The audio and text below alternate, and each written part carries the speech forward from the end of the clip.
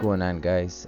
So I got a check engine light for a oil pressure sending unit. So I'm just gonna go check in the menu, since I got a Chrysler Town and Country. It gives me that option.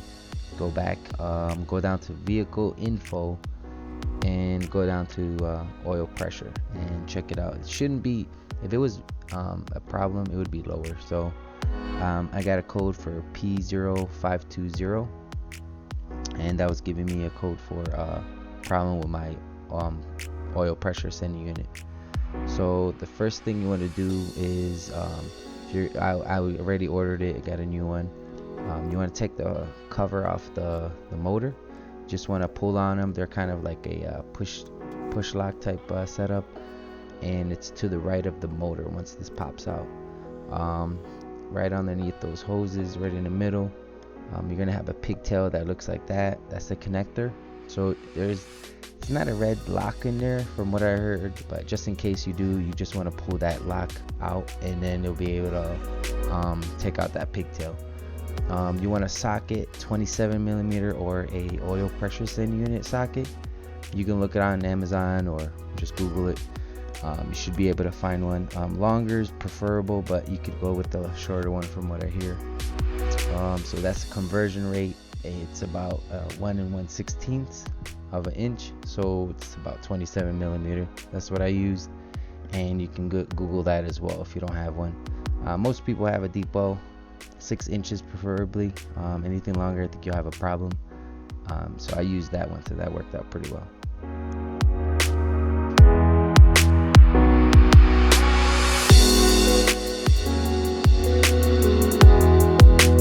So here's the location of it. So you got to understand, it's straight on, and it's parallel to that heater hose. It's not the top sensor, it's the bottom one. So you're gonna need to make sure it's straight on.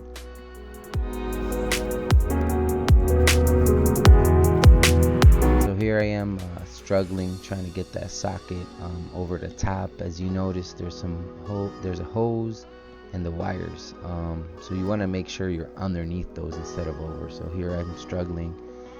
It's not able to lock into that oil pressure sending unit, and I tried pushing it, forcing it, and here's the success. So got it underneath the wires, and I was able to get it on. So once you get that on, you can unscrew it, and it's not that much pressure. It's really soft metal, it's brass.